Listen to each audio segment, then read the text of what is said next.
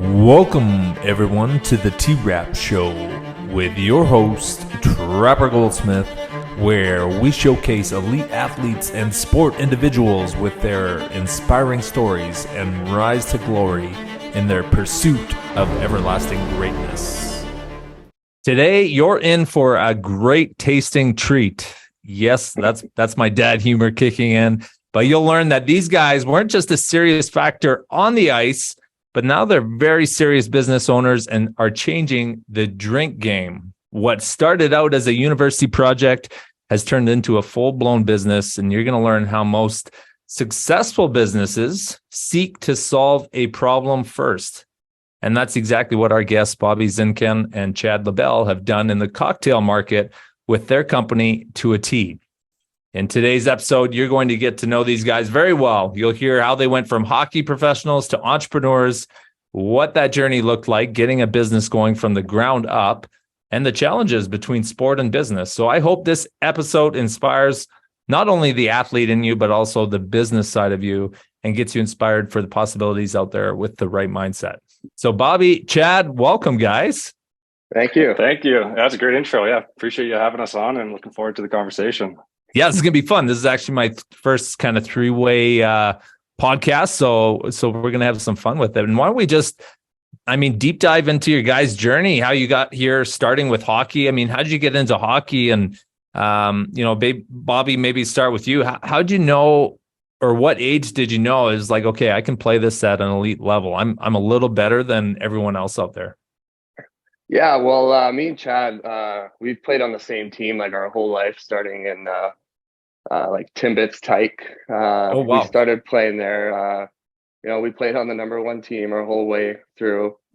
And I think when it really started, we started taking it seriously would be probably after the Bantam draft. We were both drafted to the Western Hockey League. I was fourth round to the Swift Current Broncos, and Chad was with the Medicine Hat Tigers.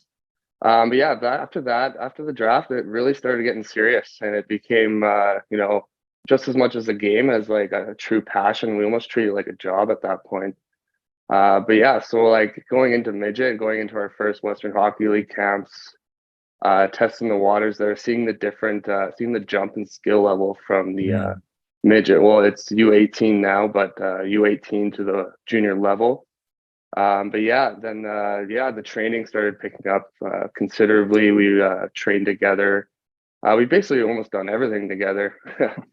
And then leading into our junior careers, we went our separate ways, playing a few years in Swift Current Broncos and Chad and Medicine Hat Tigers. We played against each other actually, and Chad scored the game-winning goal in the playoffs, knocking us out. So yeah. So it was friends off there for a little while. Yeah, just a little bit. A little bit.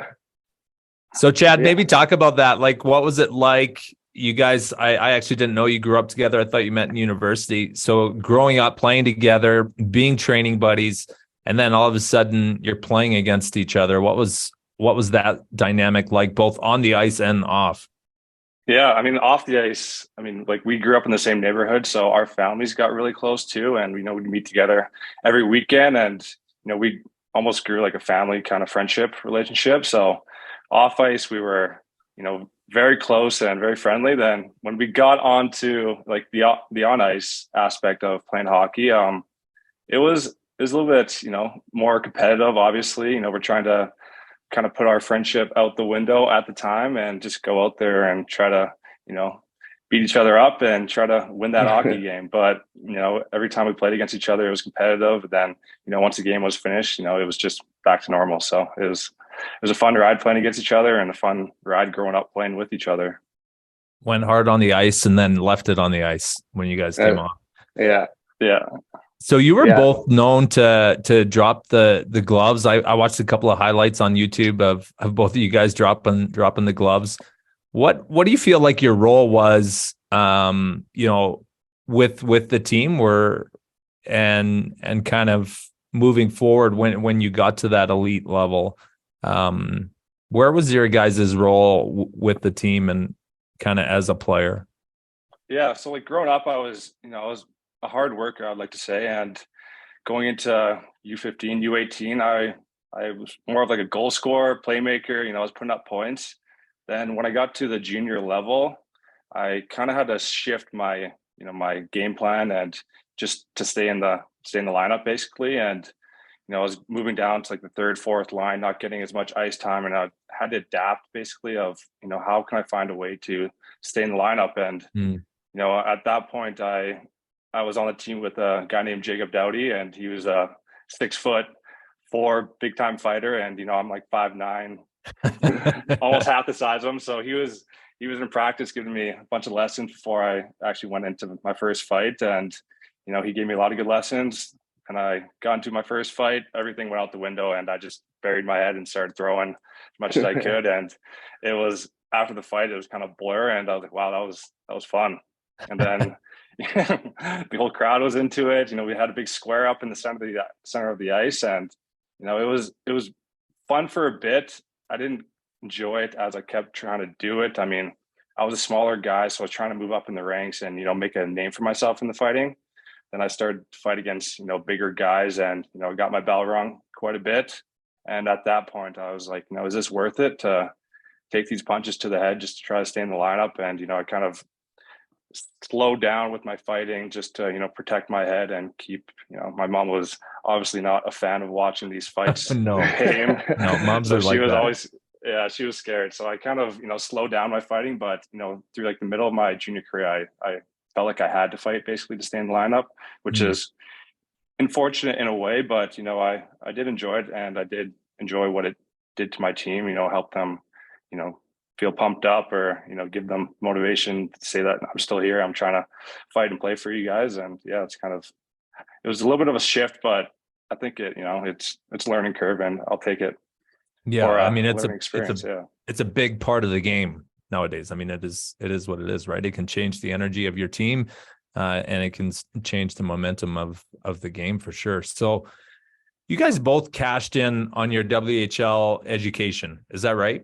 Like, yeah, because every year you play in the dub, you get a free year paid for post-secondary education. Yeah, you get a year books. You get a year of tuition and books for every year you play in the Western League. So. Yeah. Me and Chad, it's just, you feel very blessed having that opportunity to pursue your education. And me and Chad both cashed in on their scholarships. So Bobby, how important was that, having that, door opened because of playing in the WHL to where you guys are now and getting that education? Oh, essentially, it was like I had some offers in NCAA. I was talking to North Dakota. My uncle is actually in the Hall of Fame there. He went on to play in the NHL after. So there was some pull going that NCAA route. Just to get for your listeners, if they're not familiar, if you play one game in the Western Hockey League, you lose your eligibility for any NCAA competition. So It was a decision I had to make early at the age of 15 when I got offered my first WHL contract. Pretty big decision too when you're that young. And there was an A offer in NCAA. It wasn't necessarily I didn't really get a full commitment of like, yep, we're going to cover your school. Whereas the Western Hockey League, the other route, it was offering guaranteed education. So have that plan B in your backup plan if hockey doesn't work out.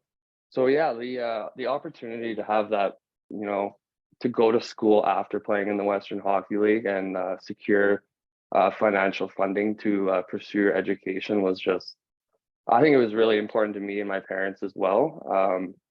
But yeah, so we took total advantage of that awesome scholarship opportunity the Western Hockey League offers. And and we both ended up landing in scholarships in the University of Prince Edward Island, and we're playing together once again. So I think that's super, actually, what you touched on there, because you signed an NCAA contract, but you get a career-ending injury in year 2. Well, your scholarship obviously goes away, and you got to come up with the funding for your next 2 years. But at least the route you guys went, like you play 2 years, you get 2 years free education. You play 3 years, 3 years. Your 4th year, right? Like you get a career-ending injury. Yeah, you might not play hockey there, but your education is still 100% played for. So yeah, exactly. Like if you take that NCAA scholarship, and you blow out your knee in junior before ever ended up going to the NCAA, Right. you don't get that funding anymore. Whereas Right.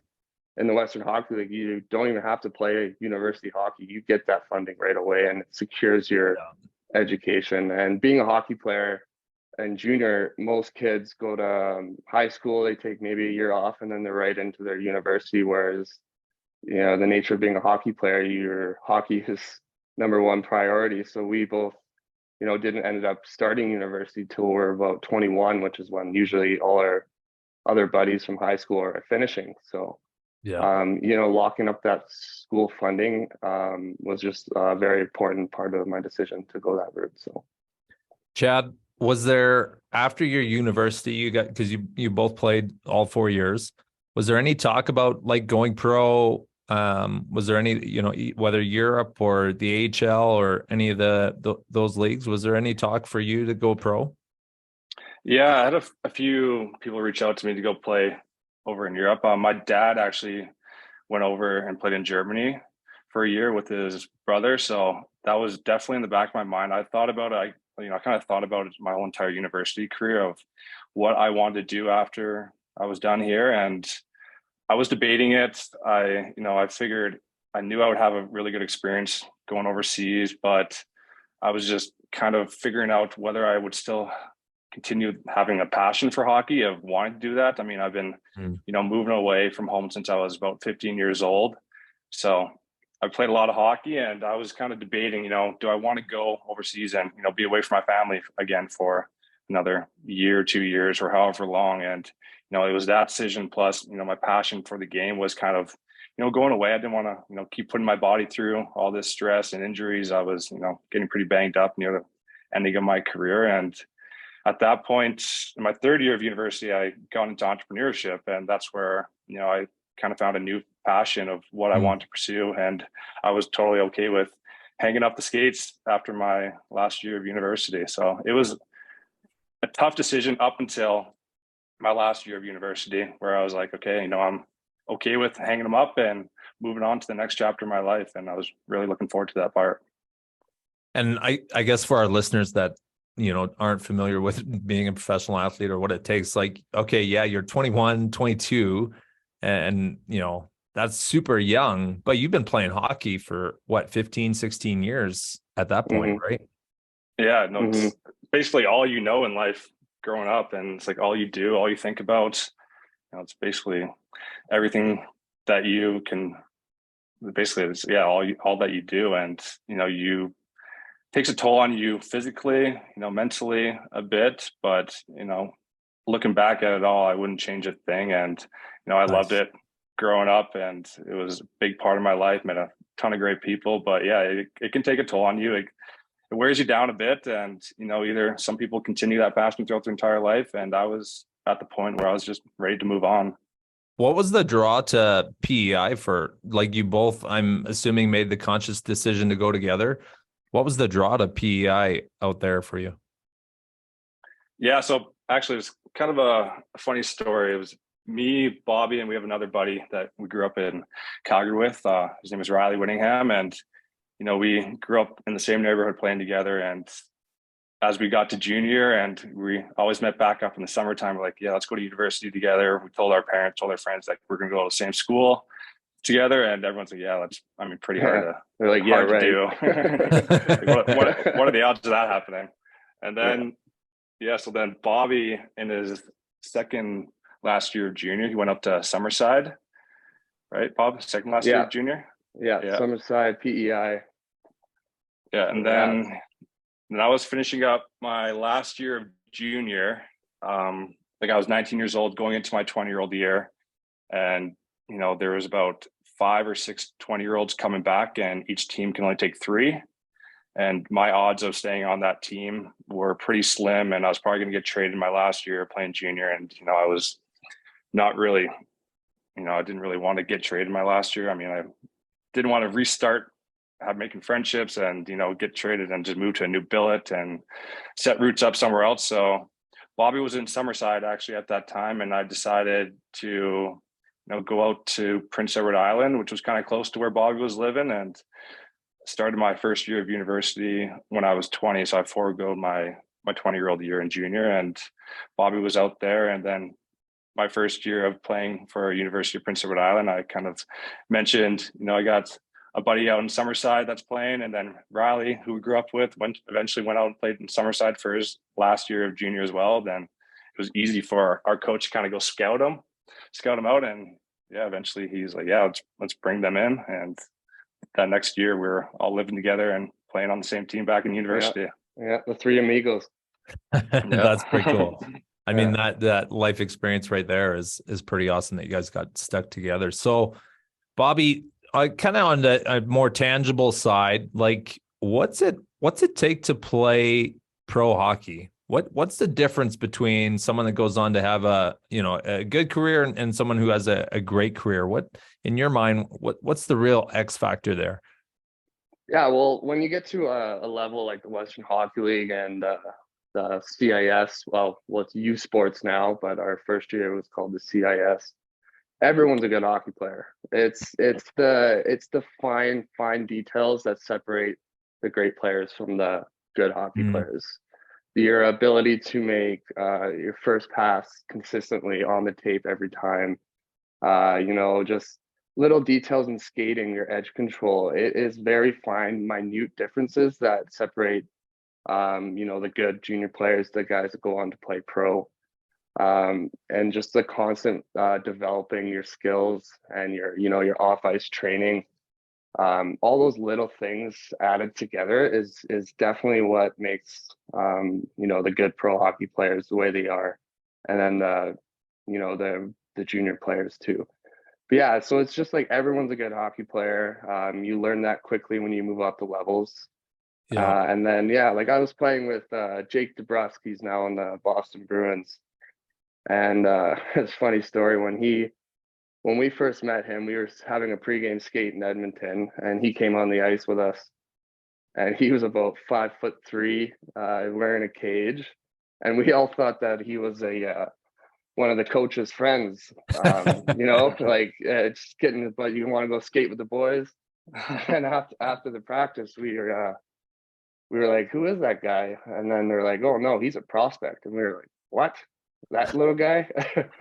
Next year he grew about 5 inches, came to camp, made the team. Next year he grew a little bit more. And that guy's attention to detail is just really what made him separate himself from a junior hockey player into the NHL. So yeah, that's just a little example of, the little details and how important they are for your development. Yeah. But yeah, that was just kind of a funny story, how we thought he was just a little kid out there skating with us, and he turns out to be a top NHL player for the Bruins right now. So yeah, that's cool. All right, guys, let's kind of flip it now. Jump into business a little bit here.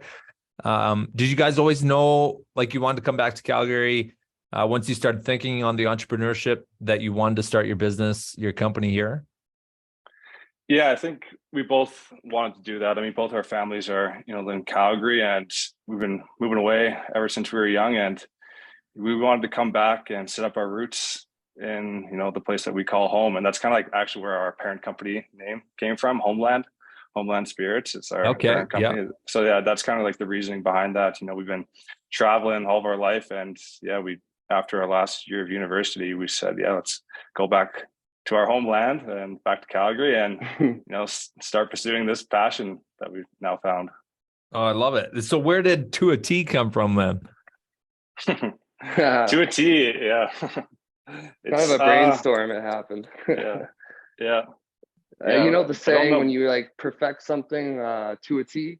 Yeah. Oh, yeah. It's kind of just a play on words. Like a lot of people say that saying without even really noticing they're saying it. And like when we were describing our brand name To a T, a lot of people were saying To a T. They weren't really getting it at first, but then once you click in, oh, To a T. It's just kind of a funny play on words that we thought was very unique, and we were actually kind of surprised that the trademark was available because we just thought it was such a clever name. So yeah, at first, the T part, kind of like we were diving into the industry and we're trying to see what category we can enter, and we saw the tea category was, an area where we thought we could really capitalize on the market. Either the products are just filled with sugar.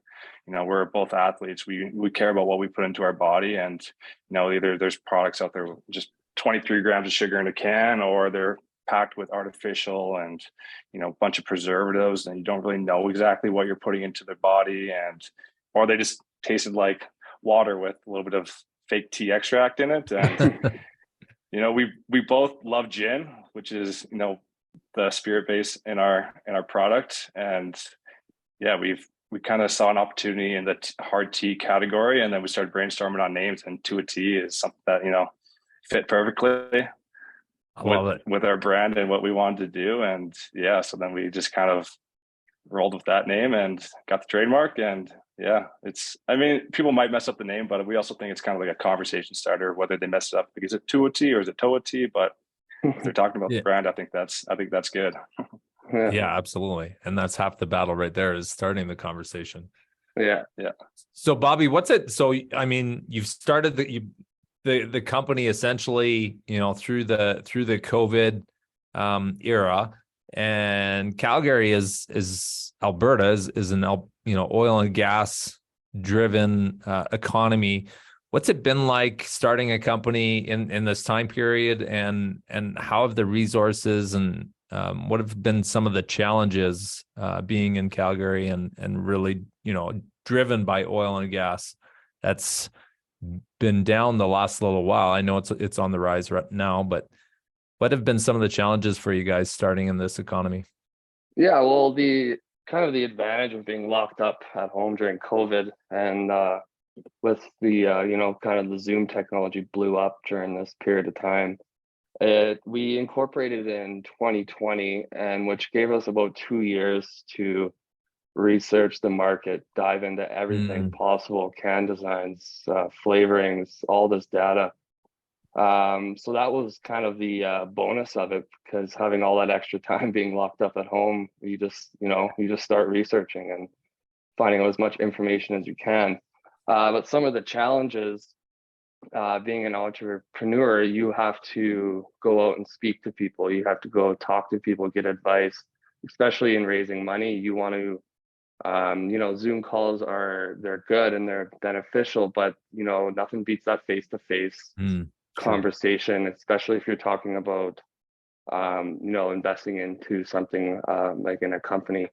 So the challenges, I guess it's obviously eased up now, but some of the early challenges were, getting out and talking to people, going to events, just expanding our network, meeting new people, which was all halted.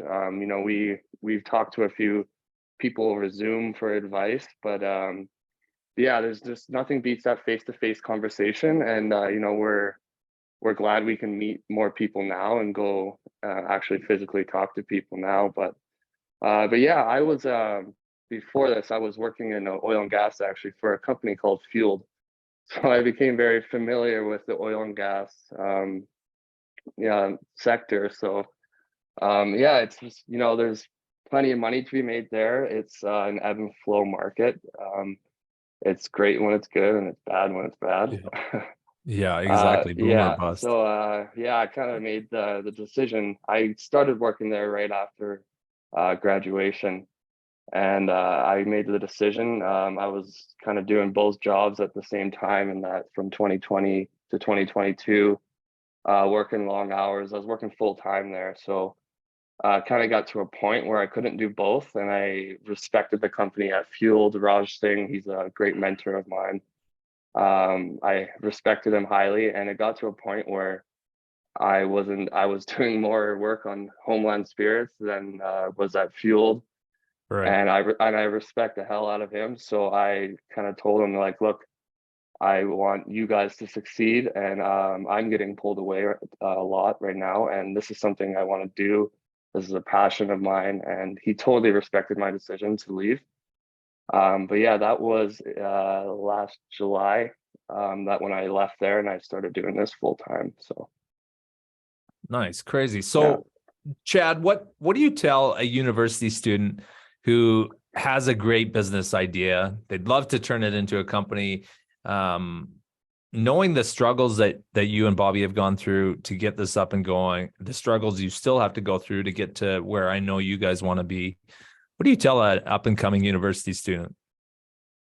Yeah, if they want to pursue, an entrepreneurial journey, I think you got to dive into it, to be honest. I think that's where you'll learn as the most that you possibly can. I mean, if you can learn so much going through university and going through the book, but every industry is completely different, every business idea is different, and until you actually put yourself and try to accomplish it, it's going to be tough, and it's just going to sit in the back of your mind of, should I do this, should I not do it? So I think you got to dive full into it and really try it out, expand your horizon and learn as much as you can. But I mean, it's tough for me to really give that advice because I was fortunate enough to come back home to Calgary and I was able to, live with my parents. So I didn't necessarily need a much income to pay for rent or, for living needs at all. So, I mean, I was very fortunate that my family was, allowing me to pursue my new passion and starting this company. But isn't that part of the strategy? Like if you want to start up, Bobby, you talked about research but also thinking about your funding. Like maybe it means living with your parents or in some kind of low income living for a while. That's kind of part of the strategy to getting, a startup. You got to be willing to sacrifice, very similar to sport. I mean, there's going to be sacrifices, and I think that's at the forefront. Absolutely. Yeah, no, totally absolutely. agree. And we're both working 7 days a week right now. I'm doing a little bit of bartending on the side, just to pay the bills. My parents did live in Calgary, but they actually bought a cabin up in Sylvan Lake in Alberta, and they decided they want to be full-timers, so they sold their house. So I'm living a very low income lifestyle right now. I'm, working 7 days a week, and it's just part of the grind, and investors want to see that you're grinding and you got your skin in the game. Yeah. If you have like no plan B or fallback, or you do have a great plan B and fallback, and investors and people are a little bit more hesitant to buy into what we're doing. And both Chad and I have all our eggs in this basket, and we're dived in fully, and we're just immersing ourselves in growing this company. And it's all we talk about, it's what we do, it's what we think about, it's how we breathe, it's everything. So that's like Chad said, for advice, if you're going to do it, jump fully in. Just learn as much as you can. Don't go half in, half out. Just fucking jump in.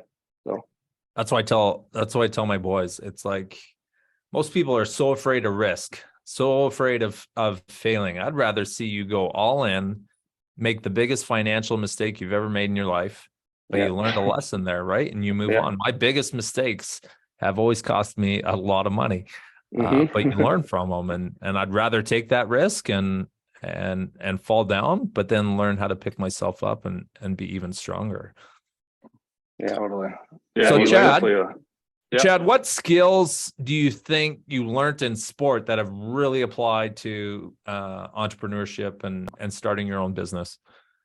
Yeah, absolutely. I mean, I think one thing that I carried with me throughout my entire hockey career is my work ethic. I mean, that's kind of what got me through to each level is, how hard I worked and, transferring that into entrepreneurship. I mean, this is what I do now. This is all I do. This is all I think about. And, this is what I want to do with the rest of my career to set myself up, set my family up, and, something that I really believe in. So that work ethic that I can transfer from, I learned in hockey over to entrepreneurship is, obviously very important. And, there's also another thing that I was thinking about, we started playing hockey at a very young age, and, we didn't just first start out as, great hockey players. It takes time, you got to put in the work. You have to go train every day. You have to be dedicated. You have to be passionate about it. And, it took us about 18 years to get to where we were. And, hopefully it doesn't take us 18 years for the company, but I mean, but, getting into entrepreneurship, it's not a sprint, it's a marathon is what my dad always likes to say. And, it's you're going to have to, go through the motions. You're going to have to fall down. Like you said, you're going to have to get back up. You're going to have to learn as much as you can, surround yourself with good people like you do on a hockey team. And, it's going to take a little bit of time, but if you keep pursuing what you believe in and what we believe this company can be, I think we can get to where, we want to be with this company. So just to dive a little bit deeper in that, explain how sport taught you work ethic. Explain how it really gave you that work ethic. Yeah, so I mean, it's competitive out there, right? It's very competitive, and you might not be the flashiest or most skilled player out there, but I needed to find a way where I can continue to be on, the top teams, stay in the top lineup. And working hard is something that's not easy to do, and not everyone likes to do it necessarily. It's tiring. It's not always that fun. You get banged up going to the corner sometimes, but if I didn't do that, I don't think I would have got to where I got to in hockey. And, I just want to transfer that into my entrepreneurship. If I work hard and, continue to do the things that a lot of people are scared to do or don't want to do, I think, we can take this company where we believe we can take it. Yeah. Just to add on to that, as you go higher and higher in hockey, you are always immersed. No matter how good you are immersed with adversity. Like getting, going to the rink and like, oh, you're healthy scratch today. Those experiences, going through adversity prepares you to run a business. There's no hockey player or entrepreneur that has just gone in and didn't have any problems or any adversity at all.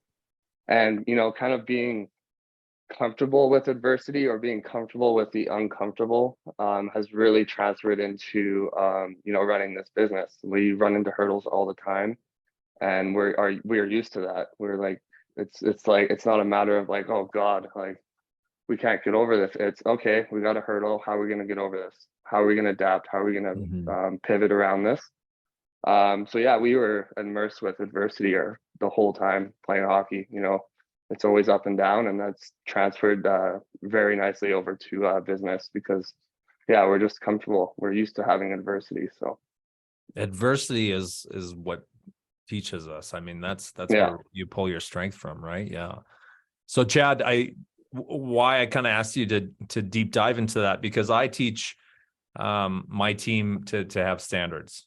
And I think that's where work ethic comes from, right? If you don't put in the practice, you don't show up, well, you don't make the team, or you don't play in the game. It's that simple. So it teaches you to have standards in your hockey approach, in your hockey game, and that's where the work ethic, I think, truly comes from, and that's directly transferable to entrepreneurship. Because everyone, let's be honest, everyone wants unlimited income, control of their time. Everyone wants that. Everyone wants to be a professional athlete. They love the idea of it, but you can't sit at home and crush out, full episodes of Netflix and be a successful entrepreneur. It just doesn't work like that. You have to have some type of standards. But as soon as I see it all the time in business, where become an entrepreneur and then all of a sudden it's your 9 to 5 hours, or you're making sure you have your weekends off because you got to blow off some steam, and it doesn't work like that, as you said, Bobby. I mean, putting in long hours and whatever it takes. Totally, yeah. And even like for that's getting in complacent with where you're at, even in hockey or entrepreneurship. Like you said, you get to a certain point and you want to work that 9 to 5, and I think complacency is something that can hurt a lot of people. And if you continue to set those standards of working hard, I mean, you're going to set that standard for yourself and everything that you basically do going forward.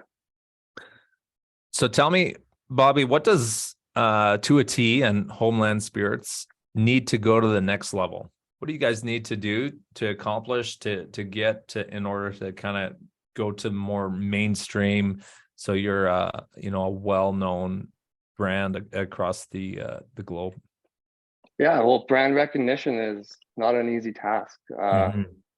Starting a brand that no one knows about, especially ours is more of a premium brand, and like starting as a premium brand, it's tough. you know, people see a new product, they've never heard of it, they never tasted it before, and you know, it's a couple dollars more than your standard product. So creating brand recognition and is you know, one of the most important things to grow the business. um yeah, so like it's a volume game, this business. So increasing volume, we got a couple more flavors on deck. You know, we need obviously funding to make that happen.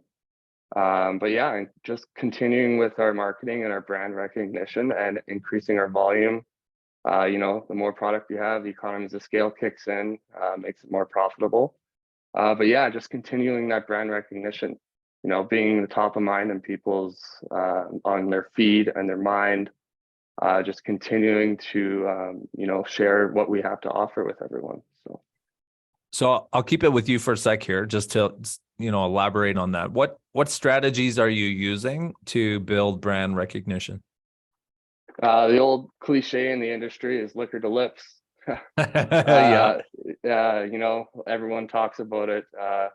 You know, we spend most weekends in liquor stores with our little sample booth, just talking to new people. Every new person we talk to is another person that is aware of our brand. But yeah, so it's there's brand recognition, and then there's actually people need to try the product. There needs to be the flavor checkbox. It needs to be a good tasting product. You could have the most brand recognition in the world, but your product sucks. You know, you kind of need both. Yeah. So we are continuing. We're learning the the puzzle of social media. It's tough. Content creation is a very hard thing we've been learning. You know, always brainstorming. Your head is basically just on 24/7. Oh, that could be content. That could be content. But yeah, our with a limited marketing budget, it is just, you know, those field marketing, sampling in liquor stores. We are doing the Calgary Beer Fest in May. That'll be another big opportunity to you know, get our brand out there. And yeah, just continuing to find new ways to produce content that people are enjoying and liking and want to see. It's kind of all we can do right now with a limited marketing budget, but you know, we're not alone in this space. A lot of startups are going through the exact same thing. It's, you know, we're not alone on this journey. So For sure. You jump into entrepreneurship and it's like you got a whole wall of different hats yeah. that you got to wear. Oh So God, yeah. Chad, tell me why should someone invest in you? I know you guys are looking for more funding to expand, and why should someone invest in you, and what's that money going to allow your company to do? Absolutely, yeah. Thank you for even bringing this up. But you know, me and Bob have, you know, known each other our entire life. We work extremely well together. I know people say, you know, don't get into business with friends or family, but you know, Bob's one guy that I truly believe that we can work together. And we've gone through some of the hardest parts of being an entrepreneur, and you know, we've stuck by each other. We push each other each and every day. You know, we love learning from each other and just, you know, continue to learn every day. And you know, our product and our brand is, you know, something that we really believe in. It's what we think about 24/7, literally. And you know, our product is different in the marketplace. It's, you know, it tastes really good. It's clean. It's something that I think consumers are looking for in this category. You know, there's just so many brands out there that are pushing all of these, you know, catchy marketing phrases in consumers' faces, like natural flavors, like what is really a natural flavor. And, you know, we just want to be very transparent with what we're putting into our can, because yeah, we believe people should know what they're putting into their body. And yeah, our company is very early right now, but you know, we have a lot of hopes and aspirations with where we could take this brand, and we truly believe in the brand itself and where we can take it. You know, it's not even just To a T. To a T is, you know, a great name. It's a great product, and you know, people are loving it so far. But you know, me and Bobby working towards something that, you know, that we believe that we can accomplish. I think, you know, you're not just investing necessarily in the brand itself, but you know, me and Bob working together and our passion behind what we want to accomplish is, you know, something that I think we got to take advantage of and, you know, push forward. Yeah, just to add on that, you know, playing hockey, we were chasing that NHL dream. doing everything possible, like training like 7 days a week, doing everything we can to chase that NHL dream. And now we are still chasing that same dream, but it may not be the NHL, but now it's just to grow this company as fast and as big as possible. So but yeah, we've always been chasing and working towards a goal, and now it's literally no different. It's just now it's not the NHL, now it's this. So it's that work ethic, that putting it in every single day, the passion for what you're doing is a really big thing that we take pride in. So love it. So okay, I'll wind up here, and I'll get you both to answer this one, but start with you, Bobby. What's more fun, pro sport or entrepreneurship? They're both pretty fun. They're fun in different ways.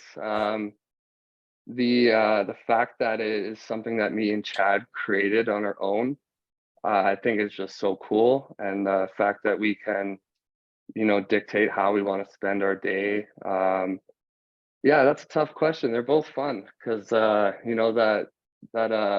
butterfly feeling when you first skate on your first WHL game was something that I'll always remember. And and now it's that same feeling when I'm out talking to people. They ask me, what do I do for a living? And I say, well, I own a beverage company. And that same butterfly feeling comes in. So I'm gonna say entrepreneurship is more fun. It's cool. It's cool being on the ice, but there's nothing like being in the owner's box. Exactly. Yeah, true. Exactly. Chad, what about you, man? Yeah, I mean, same thing with Bobby. Some days, yeah, maybe hockey might be more fun, but some days, when I was playing hockey, I'd be like, entrepreneurship is way more fun.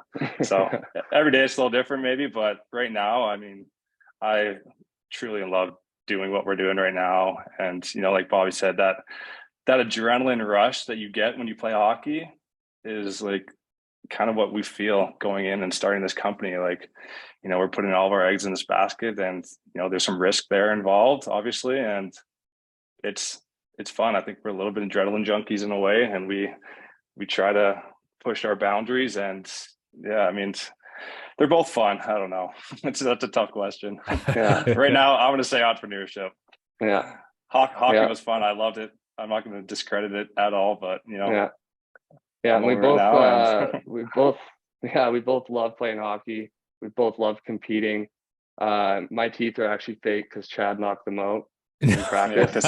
He pissed me off on 7 a.m. morning practice. Yeah, we had a 7 a.m. practice, and we were doing battle drills, and I stick me in the mouth and my teeth exploded. So yeah, we just love competing, and now we're just competing in a different way. So of course he brings that up. Hey, Chad, on live. Yeah, of course. Like every interview he brings it up. Yeah. So Chad, where can people find you, man? Where's the best place to find you guys and learn about your story, your product? Yeah, you can follow us on the gram at Drink to a T, or go to our website www.drinktoat.com. And we're also pretty active on LinkedIn under Homeland Spirits. That's our parent company, but we talk about To a T on there. And yeah, we're working on posting a lot more content, more behind the scenes of, what it's like to be an entrepreneur and start a company. Yeah. I think that's something where we can really relate with people, and it's content that I think people will like to see. So yeah, toss us a follow, and we're going to be trying to share our story more and, the ups and downs of being an entrepreneur. And yeah, we'd love to have you guys a part of the journey. And you're also already in quite a few retailers in Calgary. Is that right? Yeah, we are in 45 retail locations in 7 cities in Alberta. Nice. The best way to find a store near you is on our website. We have a store locator. So it just says, there's a little on the top, it says where to buy. You can throw in your address and it'll bring up a list of the closest stores where it's available. So yeah. Right on. Go ahead. Feel free to ask your local liquor store if they don't see To a T on the shelves. Ask them to bring it in. That helps a lot for us. So nice. Anything's appreciated. Tell them to get it in there. Yeah, that's right. Wicked. Well, this was great, guys. Nothing gets me more fired up than an athlete gone full on entrepreneur.